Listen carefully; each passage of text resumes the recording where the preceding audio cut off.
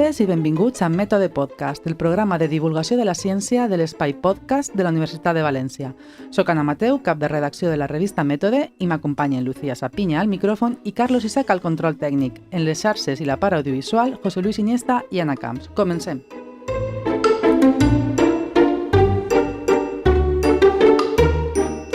Lucía, com estem? Molt bé, ja saps que per a mi sempre és un plaer estar així. De fet, els dies que tenim gravació jo mal se més contenta. Pacient. Contenta i feliç perquè sé que aprendré moltes coses, segur, com espero que també aprenga la nostra audiència. Sí, segur que sí. Avui de què anem a parlar, Anna? Avui parlem d'una persona molt interessant i d'un fet tràgic, també. Tràgic? Ens hem passat al true crime o què? Doncs no. No, però un crim sí que va ser, real també, un dels molts que es van cometre en aquells anys i dels més esgarrifosos civils. A veure, dona'm alguna pista. El nom del protagonista d'avui està molt vinculat a la ciutat de València i a aquesta universitat. Aleshores pense que puc tindre alguna idea. Sí, tenint... ja vaig tenint alguna idea. La pista definitiva és que un hospital de la ciutat i el Col·legi Major de la universitat també porten el seu nom. No sé si ja... Sí, aleshores sí, el doctor Peset m'ho poses fàcil, degà de la Facultat de Medicina i també rector d'esta universitat de 1932 a 1934.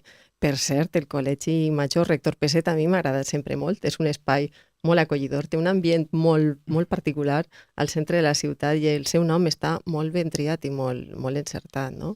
Joan Baptista Peset va ser un científic, un intel·lectual i també un polític compromès amb l'ideal republicà. Així és. No sé si la gent quan coneix el col·legi, l'hospital, ho saben, no? Però sí, va ser un científic, un polític, i precisament per mantenir-se lleial a la Segona República no va ser afusellat pel franquisme el 24 de maig de 1941 al Terrer de Paterna, i avui ens acostem a la seva figura i per això comptem amb la presència de dos grans coneixedors de Joan Baptista Peset, Felip Martínez Monsó i Martí Domínguez. Benvinguts els dos. Felip Martínez Monsó és metge, investigador vinculat al Departament d'Història de la Ciència de la Universitat de València i també és un especialista en la figura de Peset. Bon dia, benvingut. Hola, bon dia i moltes gràcies per haver-me convidat. Gràcies a tu per estar amb nosaltres. Martí Domínguez és catedràtic del Departament de Teoria dels Llenguatges i Ciències de la Comunicació, professor de periodisme a la Universitat de València, biòleg, director de la revista Mètode i escriptor. És autor de nombroses obres. Acumules ja una extensa trajectòria literària i ara fa poc has presentat la teua darrera novel·la, Ingrata Pàtria, editada per Proa i centrada precisament en la figura de Peset, no? En les seues últimes hores. Benvingut també. Sí, gràcies, bon dia.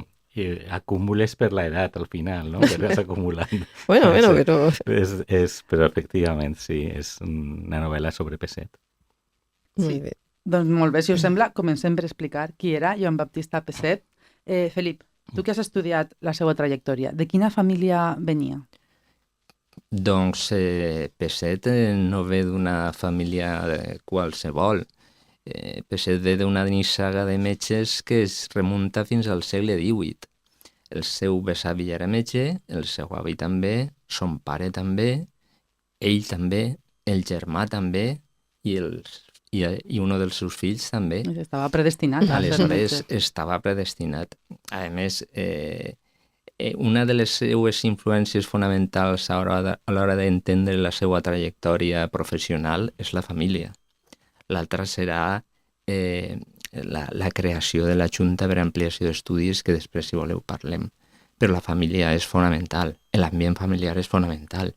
Hem de tenir en compte que son pare, Vicent Peset Cervera, una figura amb una presència a la societat valenciana impressionant.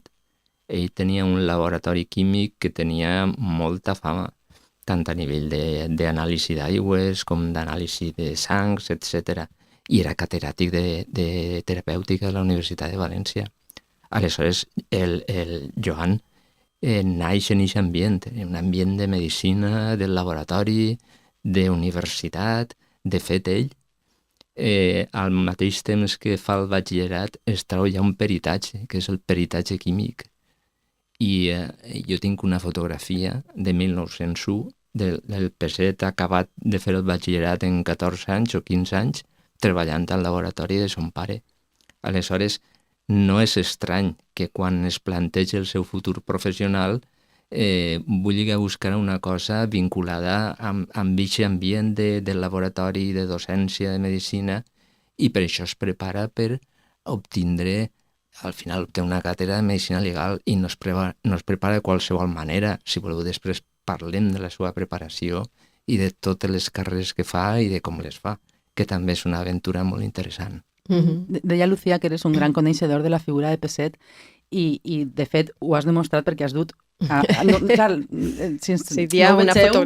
una fotografia. Tinc una fotografia. No, té moltíssima documentació sobre Peset. Ens ha dut així revistes on ell va col·laborar, fotografies... És una ínfima part, això, del que tinc. M'imagine. Quan una persona investiga i coneix algo sobre un tema, realment no va acumulant al llarg de la seva... Explica'ns mínimament què ens has portat. Doncs ho he portat una espècie de representació de tot perquè entengueu qui és Peset. No? A veure, esta foto... Ixa foto. Que tenim així. Ixa foto és de 1918 i és tots els participants en l'Assemblea Médico-Regional Valenciana que va organitzar Peset per a tractar sobretot temes professionals. Té la característica, me crida molt l'atenció que ell, en només arribar a València, sí que és de veres que és un Peset, no? Ja organitza una cosa d'aquest nivell, perquè organitzar una assemblea d'aixes no és una cosa fàcil.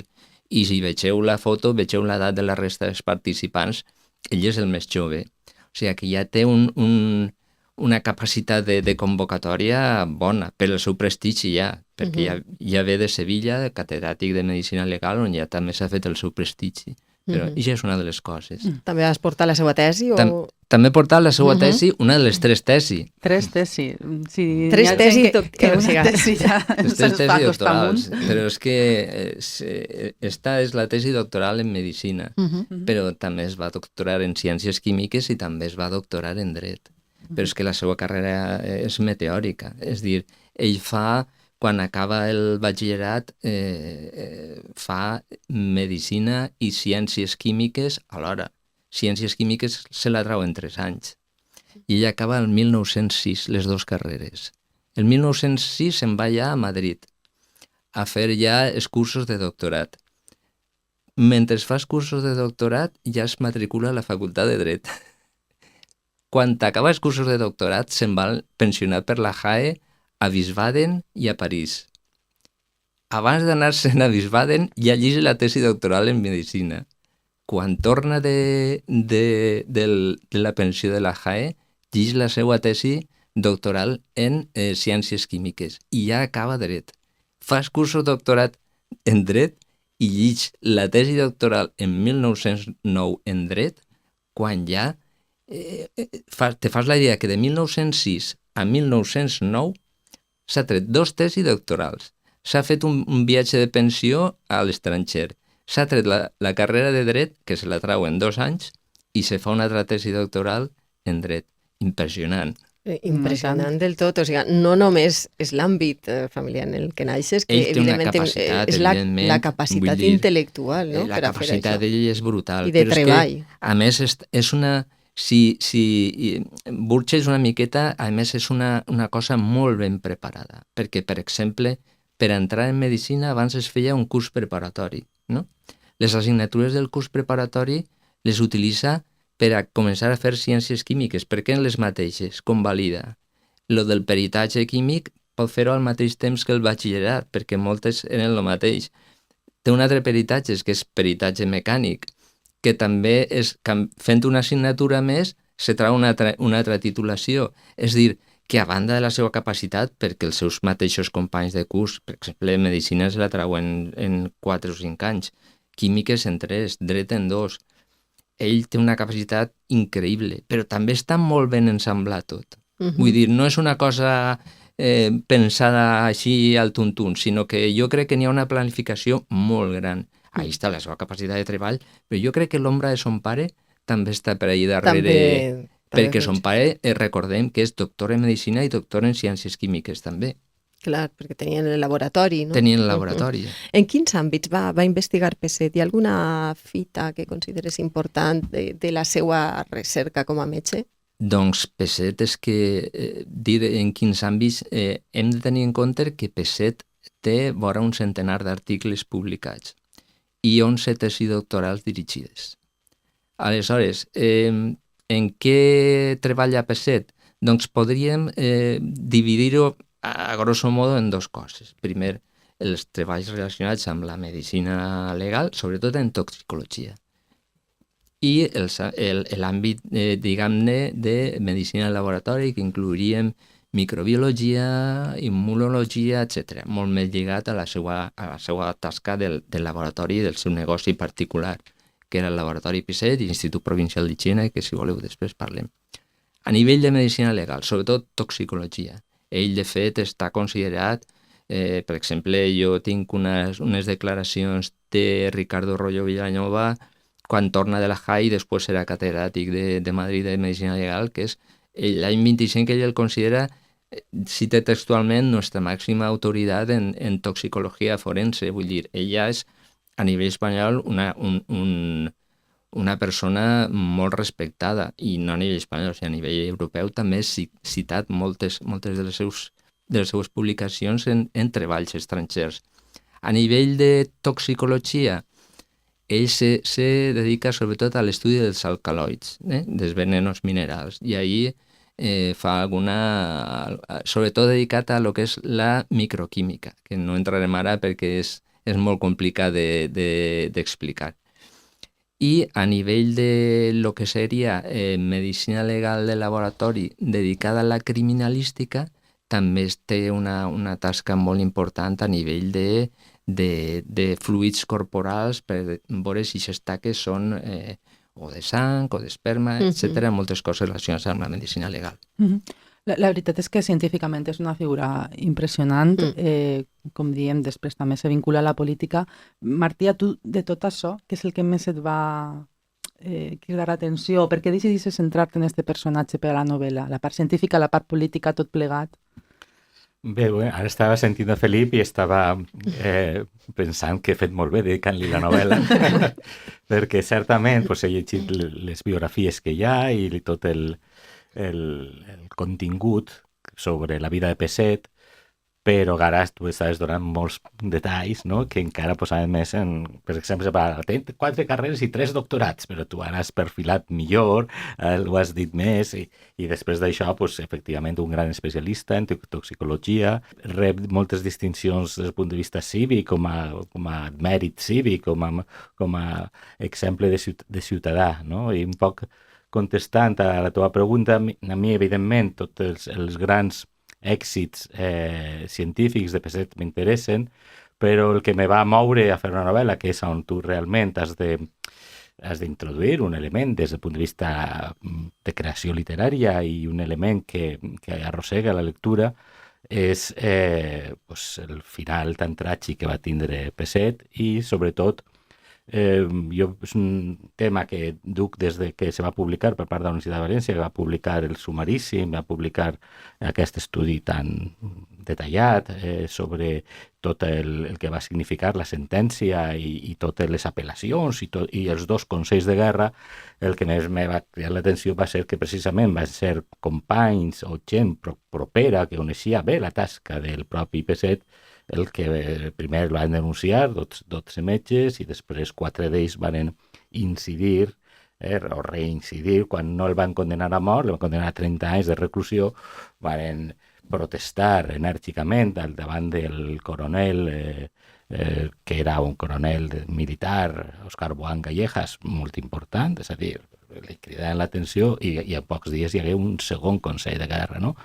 Això quan ho vaig llegir l'any 2001, que aquestes coses que t'arriba el llibre i que tens la possibilitat de llegir-lo, perquè a més és un facsímil, va produir un colp, no? De dir quines enveges, quina tensió devia haver en el propi ambient universitari d'aquell moment per a que un company company que està en gran part de les orles, o si no en totes les orles anteriors, des de l'any 1916 o 17, que està ja fins a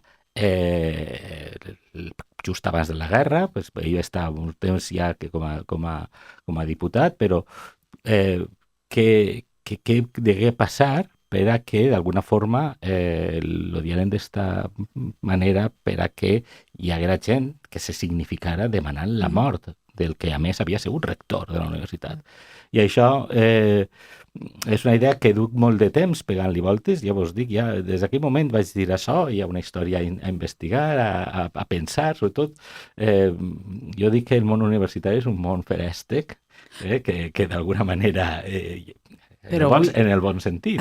Però avui en dia també, penses que n'hi hauria a nivell de... És que és molt agressiu. No ens posem a prova, no ens posem a prova. No volem saber-ho, però sí no? que vaig pensar que per exemple, la figura de Marco Valenciano, si després voleu parlem d'ell, pues clar, que era un home important des del punt de vista científic i un home molt format, que també parlava alemany, igual que Pesset, totes aquestes coses que ell se significava d'aquesta forma per a voler la mort d'algú del qual coneixia molt bé l'obra.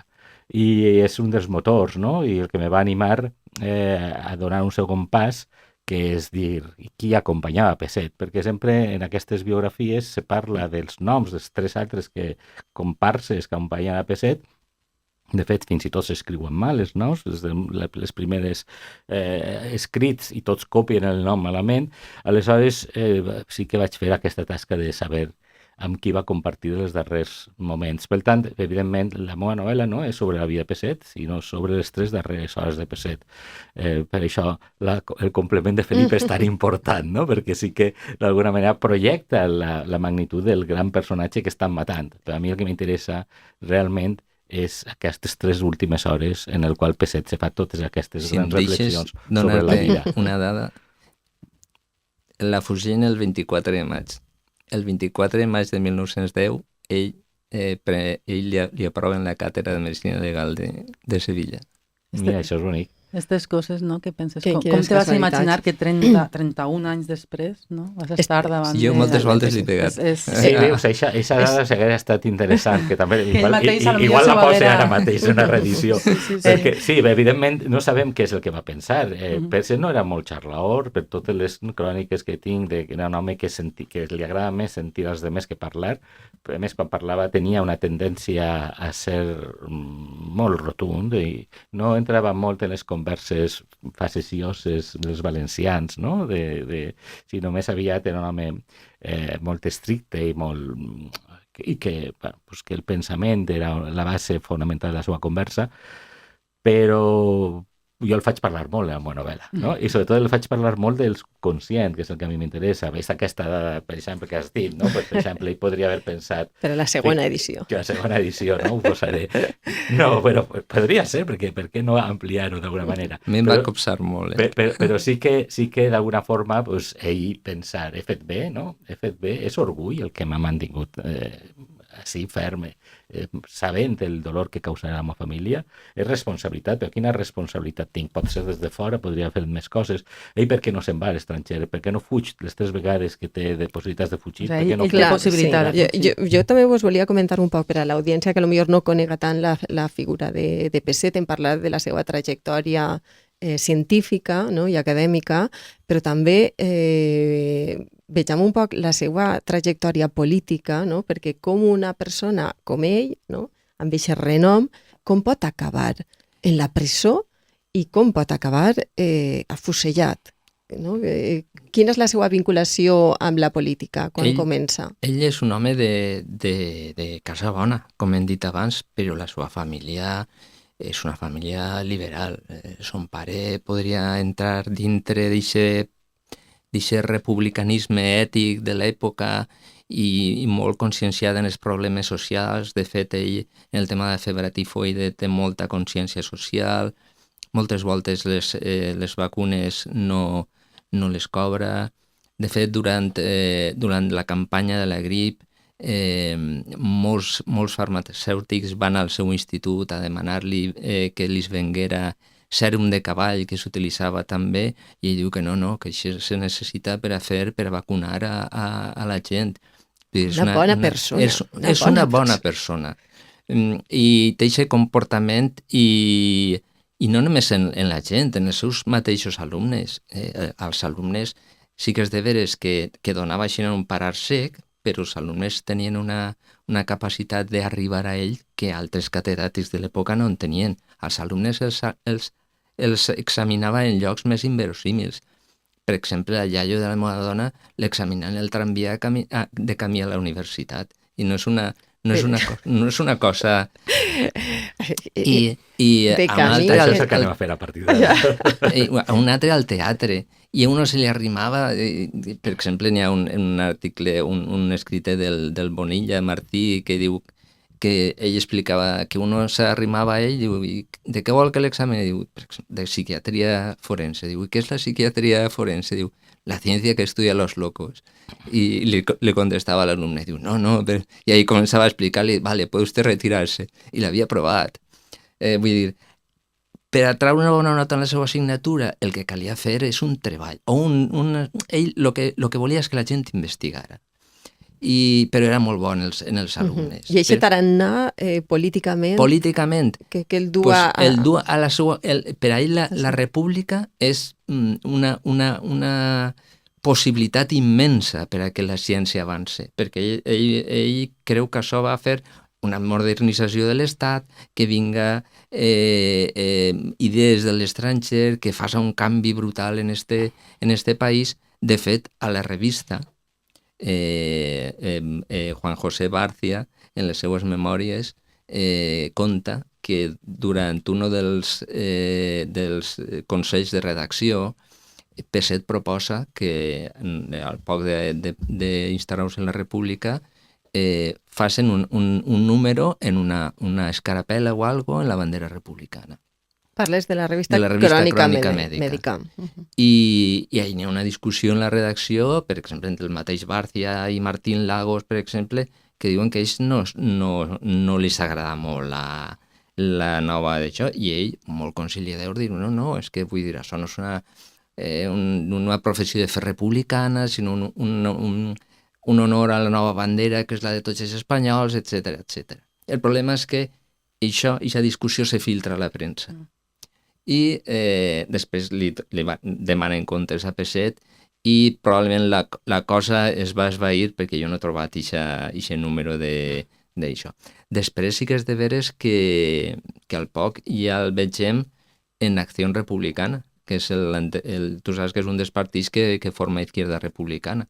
En un altre dels companys de claustre, que és José Puig, el catedràtic de Fisiologia. I hi ha dues coses també sobre el que dius del pare, que va presidir el Congrés de Metges i Biòlegs en llengua catalana. Exacte. Per tant, tenia una certa sensibilitat. Ell ve d'una família també nacionalista o valencianista en molts sentits, per tant tenia aquesta sensibilitat, i també va estar presidint, i també va participar Joan Peset, en l'homenatge a Darwin que se va fer l'any 1909 a la Universitat de València. Per tant, no sols era una qüestió exclusivament d'investigació mèdica o d'acció mèdica, sinó que era també una qüestió cultural, era un home culturalment molt sòlid i que participava en moviments, podríem dir, heterogenis, no? Que no eren l'ortodòxia d'aquell moment, sinó que penseu que aquest homenatge que va fer el 1909 la Universitat de València, Darwin, és l'única universitat que va fer aquesta celebració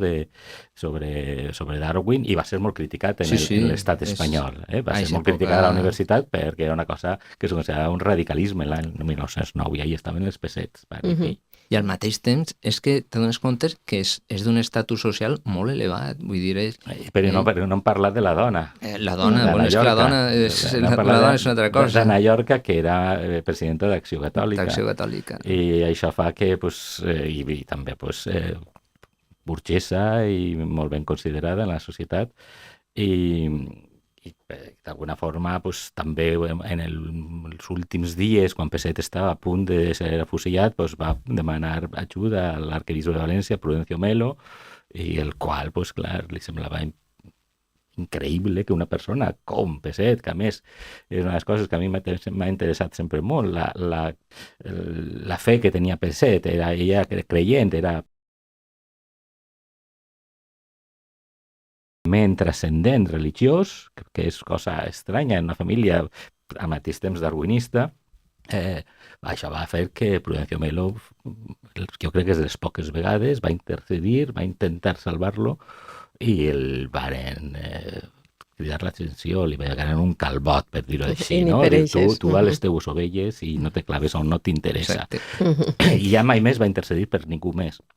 També ha anat la dona del director de Carceller, del director de la Traca, a parlar amb Prudenci Melo, i li va dir que no, i que ja ho havia intentat amb Peset i que no volia noves aventures, a banda de que odiava a Carceller, este sí que l'odiava. Però potser va ser una de les... Sí, no, realment el que no li perdonen és el no haver-se passat directament al subllevat, no? Els sollevats. D'alguna forma consideren un traïdor als seus. Clar, perquè a ell per què el condemnen, exactament? Per auxili a la rebel·lió. Sí, però és que és la manera de dir que... La justícia a l'inrevés. Sí, la justícia a l'inrevés. Els rebels consideren que tu eres, igual com li va passar al magistrat de l'audiència d'ací, a tanta gent, que el que van fer servir les lleis republicanes i consideren que, efectivament, fent servir aquestes lleis, havies ajudat als rebels quan són ells els rebels, no? O sigui, els republicans, els que es mantenien fidels a la república, eren de colp i volta en una d'aquestes paràboles de la justícia franquista, eren els rebels.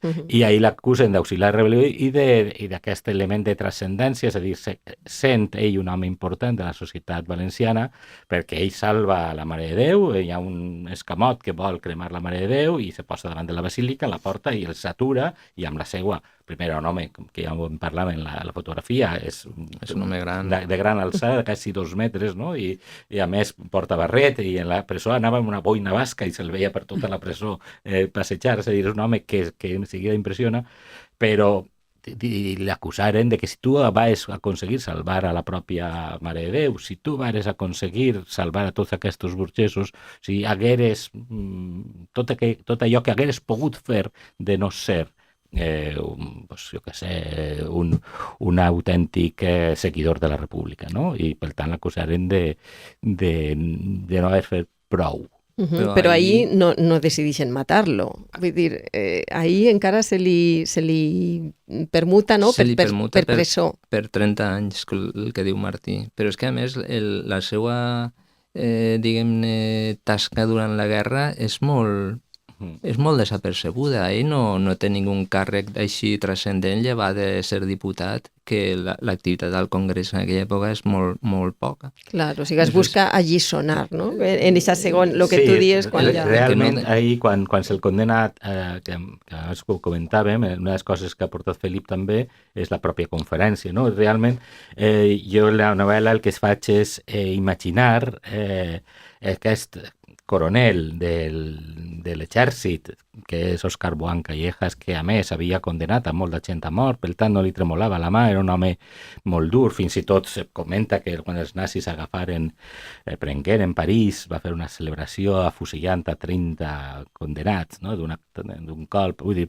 celebraven també les grans efemèrides de la guerra del nazisme amb aquests afusellaments massius.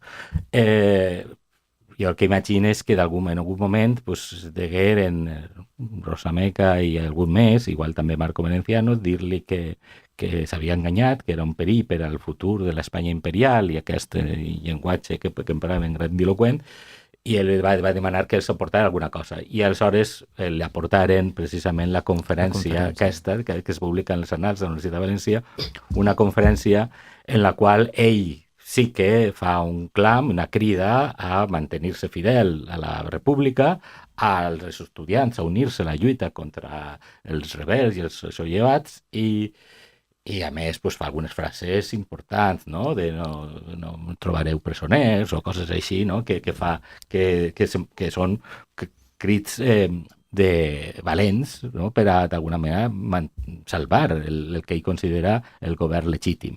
I això, en el sumaríssim se veu la conferència, una separata, on està subratllat per Rosameca els distints paràgrafs, fins a 7 punts van marcant, i ahir, a partir d'ahir ja no marca més. I tot i que, clar, si la llegim llargament, amb això era suficient. Ja acaba parlant de Hölderlin i d'Hyperion, i vull dir, és una conferència literàriament interessant, un poc complexa perquè mescla diversos temes des del punt de vista també de psicològic i de la responsabilitat individual, però clar, qui ja anava a dir, jo crec que Pesset s'havia oblidat per complet aquesta conferència, i quan li la porten al president del tribunal se troba, pues, no sap què contestar, dius, bueno, pues si voleu... Si tu has llegit, suposo que els hauràs llegit els articles que publica al Mercantil Valenciano, són molt més agressius i propicis a que el condemnen que aquesta conferència. Aleshores, em fa l'efecte que això fou una excusa.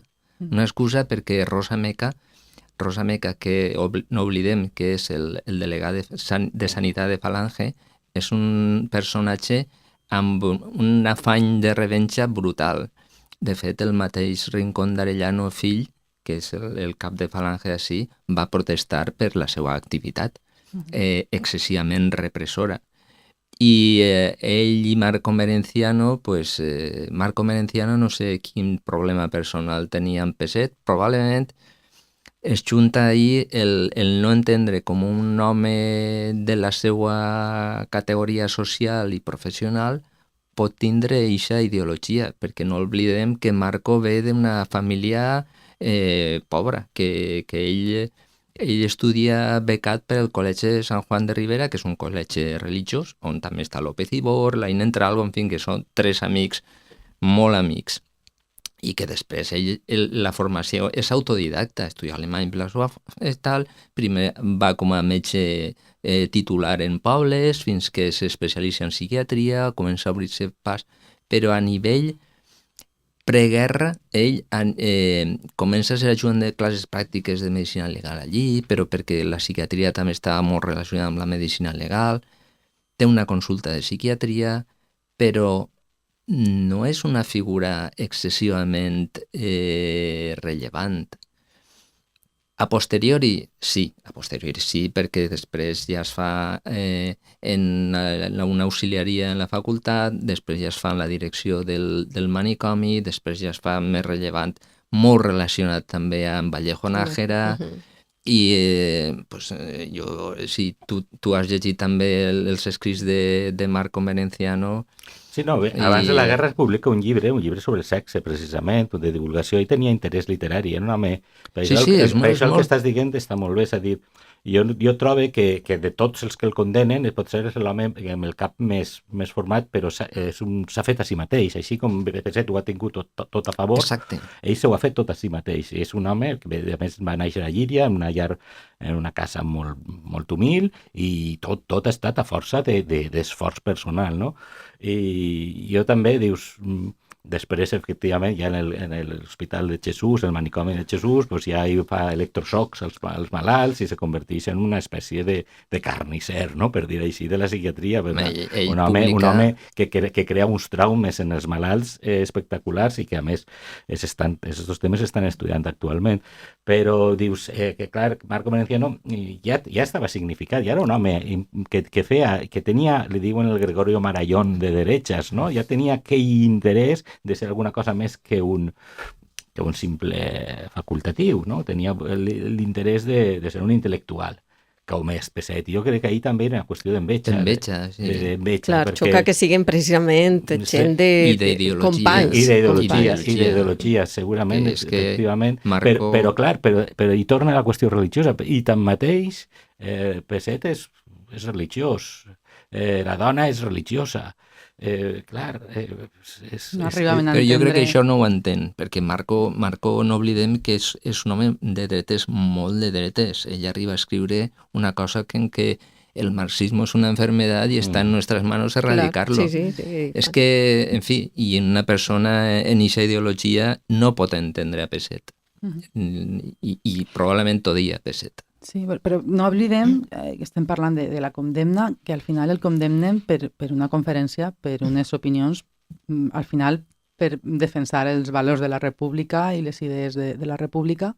No tenia crims de sang, al revés, el que diuen, no? Havia ajudat moltíssima gent. Havia continuat en la seva tasca mèdica, vull dir que al final jo me quedé també en aquesta idea perquè moltes vegades la idea que encara es manté, no? És que si els afusellaren per alguna cosa haurien fet, no? I en aquest cas jo crec que... No, fins i tot se deia que Peset podria haver fet molt més sobre... El mateix López Ibor acusa Peset de no haver fet prou per a salvar alguns familiars seus.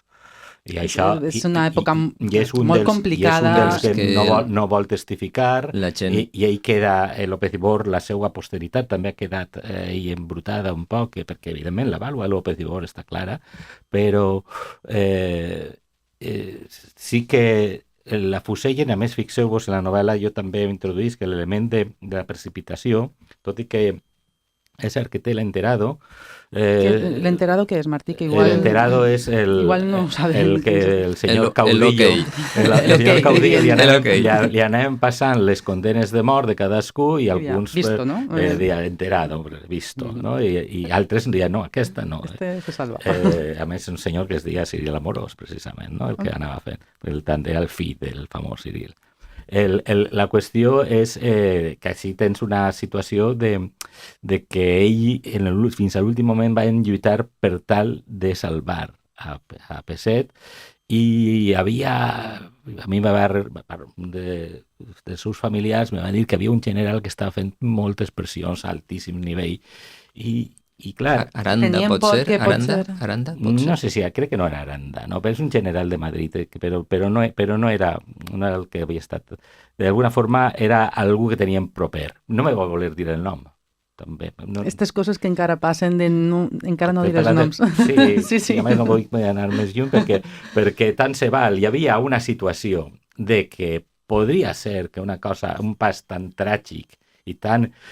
que podria produir una sensació de culpa del mateix règim, no? Com, penseu que en aquell moment estaven convençuts que estaven dins de l'eix feixista i estaven convençuts que aneu a guanyar tot i que seria, i Espanya seria capitosta i fins i tot guia del nazisme, no? Estaven en aquesta percepció, però hi hagué certs dubtes i per això no n'hi ha l'informe de l'auditor de guerra, tot sí que n'hi ha la primera condena, la segona no, i jo crec que hi ha un pas precipitat per eliminar el personatge que és incòmode per a molts, que no s'acaba d'entendre molt bé perquè era tan incòmode, perquè no tenia lloc en aquella Espanya imperial, però tanmateix en vetges era negoci també, els laboratoris també podien estar pel mig. Els interessos. Hi havia uns interessos molt complexos que va fer que un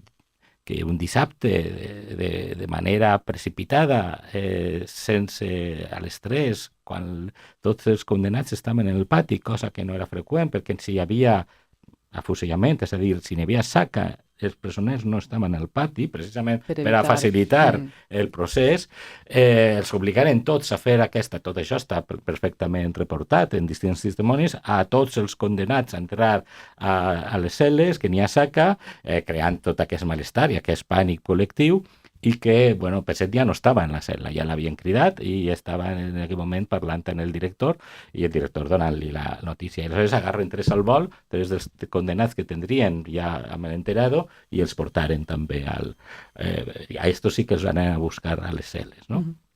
Tot això fa que hi hagi aquesta sensació de que no el volien viu i que farem tot el possible per que no s'escapara. I precisament per totes aquestes pressions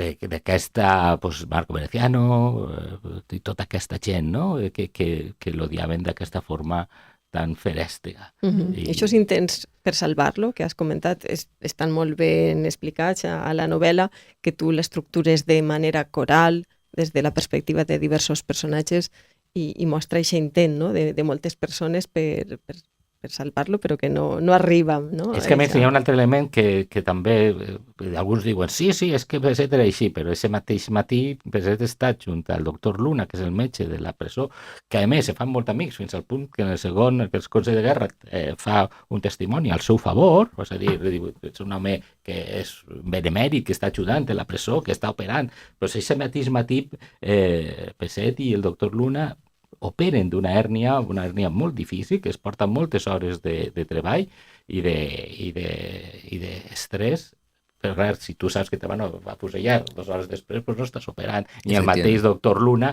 s'haguera dit, i s'haguera acomiadat del doctor Luna, que era amic, no? El doctor Luna no ho sabia. Totes aquestes, i fins i tot les monges d'allí, del convent, i que porten també un magatzem de queviures que venen i que tampoc ho sabien, no? Hi havia una sèrie de coses que són indicis. N'hi ha 2 versions, una que sí que ho sabia, i Castilla del Pino diu que sí que ho sabia, altres jo crec que no ho sabia, que era aquest dia, i que d'alguna forma el va pillar a contrapeu, fins al punt que, i que també és un dels elements vertebradors de la novel·la, ell escriu la carta d'acomiadament, que és una carta molt bonica, durant el trajecte, no? I fins i tot la signa i després encara després de signar-la li posa unes paraules a la dona, no? Dient-li que si poguera canviar el teu dolor pel meu dolor, jo el meu dolor el multiplicaria per 1000, no? Per el dolor que sé que te causaré, Anita. La dona té un paper destacat, també té un paper destacat. Sí, ella era una dona important, no era una dona qualsevol, una dona amb una enorme capacitat de pressió i va moure tots els fils que va poder. I impressiona quan diu, o en la novel·la diu, no farem spoiler, però que ella no ha votat mai el seu marit, no? I que precisament ella ha donat el vot als que ara són els seus botxins, no? Imaginem la contradicció i el dolor, no? Clar, però això dona una idea de la mentalitat de Peset. La majoria dels seus deixebles són de dretes i es porta magníficament amb ells. Hem de tenir en compte que ell forma a 6 catedràtics de medicina legal de l'època. 3 de manera directa i altres 3 que van a formar-se amb ell en toxicologia abans d'opositar a càtedra. I tots ells, llevat d'un, que és Pérez López Villamil, que va ser del PSOE i després en el 31 se'n va, i que estava a Santiago, el que passa és que tingué la sort de ser el psiquiatre de Millán Astray. I aleshores ahir el tenien, suposa que per a controlar la bèstia, però la resta de dretes, igual que Marco, igual que Laín, igual que la majoria dels seus deixebles. Aleshores, ell, de fet, no és un home que ell diuen que si és marxista. No, és de l'esquerra burgesa de tota la vida. Ell és membre del Club Rotari. Ell té un cotxe magnífic. Ell va a tertúlies en el Dial Rum. És una de les coses que li retrauen. Aquest cotxe tan magnífic, és un Chrysler, que a més és descapotable. Quan torna dels mítings, Azaña va dins del cotxe i va saludant. Clar, això, vostè, amic d'Azaña, també li ho treu. Clar, això impacta. Hauries de ser un dels nostres, no? Un cotxe que conduïa ell, perquè a Bárcia li fa molta això que, a diferència de Rodríguez Fornos, que portava xofer, ell conduïa el seu propi cotxe. El mateix Rodríguez Fornos és un element que també se podria parlar molt, i que, però clar, Rodríguez Fornos té que fugir de mala manera de València, se jugar la vida, i després quan torna potser no va fer tot el possible per salvar el Peset, i el mateix Zumalacárregui, no? El jutge depurador, que va depurar la universitat de tots els càrrecs republicans i tot, però també n'hi ha que pensar que al fill l'havien matat, l'havien afusellat. Aleshores hi ha tants dolors, no? I quan la dona, hi ha una de les escenes que posa en la novel·la, quan la dona li demana ajuda a Zumalacárregui, doncs clar, fixa't que en la orla del fill està Peset, no? Clar, és duríssim. Al final, en aquesta orla, 2 estan morts, el fill i el propi Peset. A la novel·la també, i en el que has comentat abans de la saca, el enterado, crida molt l'atenció el tema del llenguatge, no? Tots els règims autoritaris, no? Construeixen un llenguatge propi En la novel·la es parla de la saca, que són les persones que van a fusellar en eixe dia, no? En eixe moment. És com l'argot del terror, no? Els xapats, que Xapats són... és per la porta, una porta de xapa com aquesta que tenim així a l'estudi, no? Perquè quan l'atacàvem, retronava i van retronant les portes dels xapats que són els condenats. Hi ha un llenguatge carcerari que és molt interessant, que també se parla dels torpedes. Els torpedes són les notes que es posen en les cistelles. Sí. I, clar, en aquella època el torpede, pues això és del moment, no? Els submarins de la guerra i que estan parlant dels submarins alemanys que estan, pues això, enfonant creuers anglesos i parlen de torpede i que els torpedes pues, és el paperet aquest que tu poses en la cistella i que ha de passar els murs de la presó i arribar al seu objectiu, que és la teua estimada, i a l'inrevés, no? I, clar, la gent quan rep la cistelleta o rep una bossa i pues, regira tots els llocs buscant el torpede i dius, no, però la cistella és muda, no porta res. Hi ha un llenguatge que és... que se produeix un patuà del lloc, no? Que és particular. I la presó model va ser un lloc d'extermini, va ser un escorxador de persones, molts van morir degut precisament a malalties, a banda de la sarna, dels polls que hi havia i de que estaven tots amuntonats, sense les per 4 persones n'hi havia 13, no? Hi ha dibuixos de com dormien, no? Es posaven com a sardines, tal qual, no? Dins de la pròpia cel·la, a banda d'un fred terrible i de no tindre aigua corrent, perquè no ratjava de l'aixeta l'aigua, no? Hi havia poca aigua per a tanta gent. Hi havia gent que no arribaria al terrer de Paterno. Molts morien en la mateixa presó i en Sant Miquel dels Reis també. En Sant Miquel morien molts també, no? De tuberculosi, de la pesta blanca. Escoltem, si us semblarà, un fragment del poema que li va dedicar Vicent Andrés Esteller a Peset, recitat per Pau Alabatxos, ofici permanent a la memòria de Joan Baptista Peset, que fou afusellat a Paterna el 24 de maig de 1941. Abandonat pels déus, abandonat caminaves segur. Els criminals dels ossos criminals, més criminals que mares han parit. Els criminals de plom i de tenebra t'obrien pas i segur caminaves vers una mort, vers el mur popular que se't donà un matí qualsevol. Tu, l'home bo, tu, l'home intel·ligent, tu, la raó de tot un poble caus sempre dictant correcció, benigne, assenyalant les normes de conducta. O mort, o mort, o mort que necessite cantar jo, brusc, perquè torna el record. El poema diu que està abandonat pels déus, però llegint el teu llibre, Martí, i escoltant també el que estaves comentant, Felip, la sensació d'abandonament és molt palesa, no? Ell no és un pres com els altres, però a banda dels esforços que es fan per a capgirar aquesta pena, es queda sol, no? Perquè ni és d'uns ni és dels altres, no? Està en territori de ningú. Sí, ell patia un poc. També era un home important, que no li importava, no? Però sí que en la mateixa presó el consellava un senyoret i estaven convençuts que se salvaria. I la prova jo crec que els propis condenats amb ell, quan el vegeren aparèixer, perquè els tres que l'acompanyaren els tragueren de la cel·la, però ell no estava en la cel·la, ja ho he dit anteriorment, quan el vegeren veure aparèixer no se podien creure que anaven a fusillar-lo, no? I perquè tots donaven per suposat que no matarien a un dels seus. I aquesta sensació fa que, i a banda perquè també parlen amb els retorns de la presó i tot això, el fa que hi ha alguns que li tenen un poc de quimera, no? En la pròpia presó. Però això passa amb la gent que té moltes vegades que té una visió pròpia de les coses i que desenvolupa una visió coherent perquè efectivament se pot ser socialista i religiós, com no és. Podríem dir que el cristianisme mai s'ha posat a prova. Efectivament. Que això és Bernard Shaw, no? Que d'alguna forma dius... Hi ha un element de voler ajudar als demés, de voler ajudar a la seva ciutadania, que és moltes vegades un component clarament religiós, que és el que jo crec que tenia Peset. De fet, ell, durant la guerra, ell també passa per aquestes situacions d'estar entre dos mons.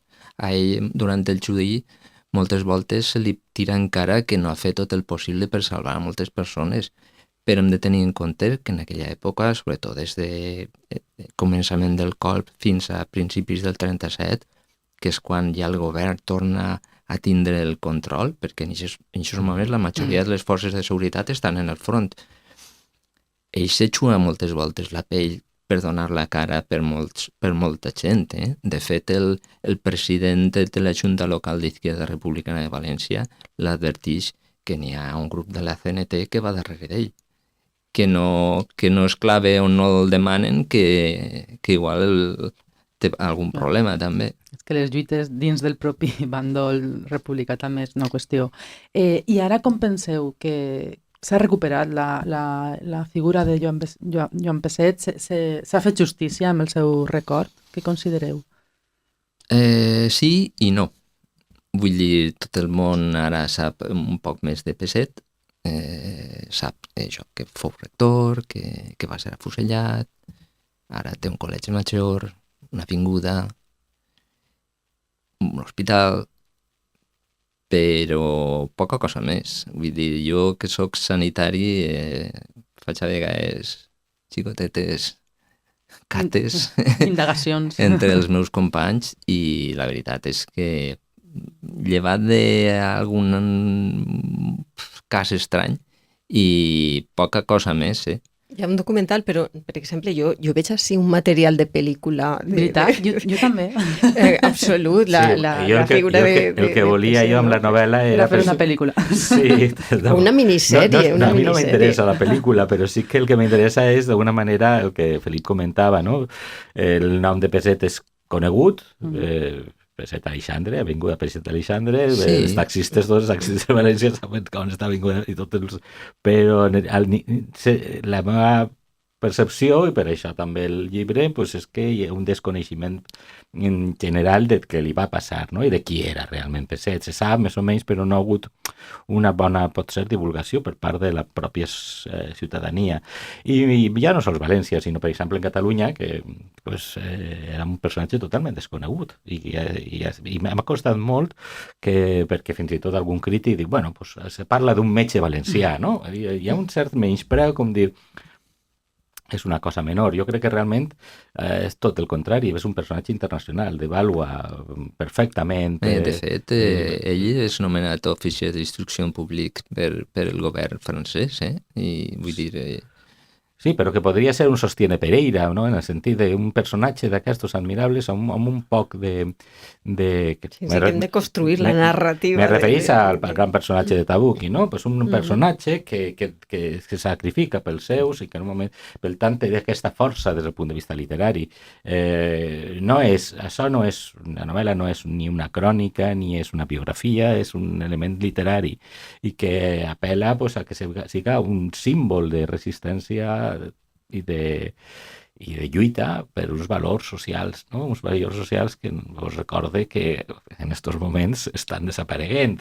O sigui, anem cap a una espècie de catàstrofe col·lectiva, de col·lapse d'uns valors il·lustrats i del punt de vista de solidaritat i de fraternitat dels pobles, on la llei que impera és la de la més fort, que és tot el contrari al pensament de Peset. No? Per aquest motiu, aquesta novel·la, no? I aquesta, també la meva activitat en la novel·la anterior, en l'Esperit del temps, que parla de l'arribada del nazisme. Una miqueta l'altra cara de la moneda, també. Sí, però també era com un règim totalitari a una persona formalment ben instruïda el pot arrossegar, i que ningú està fora de la influència d'aquestes qüestions. Per això hem de mantenir molta alerta i hem de lluitar amb totes les nostres forces contra l'arribada d'aquestos moviments totalitaris.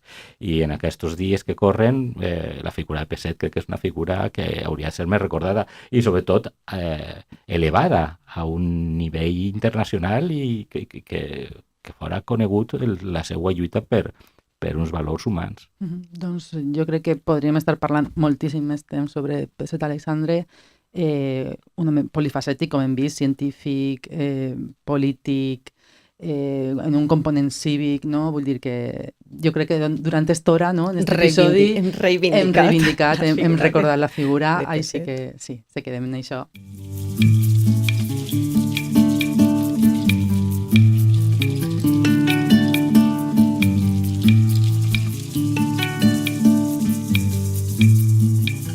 sé d'un home bo d'ànima clara. I amb la música de Joan Isaac, Jo sé d'un home bo, acomiadem el podcast d'avui. Moltes gràcies a Felip Martínez Monsó, metge i investigador, i a Martí Domínguez, catedràtic de periodisme i autor d'Ingrata Pàtria, la novel·la dedicada a les darreres hores de P7. Gràcies per acompanyar-nos avui. Moltes gràcies a vosaltres. Gràcies també.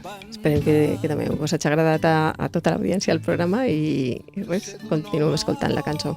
Que deixa un passa engrunes de passió per si es perdés.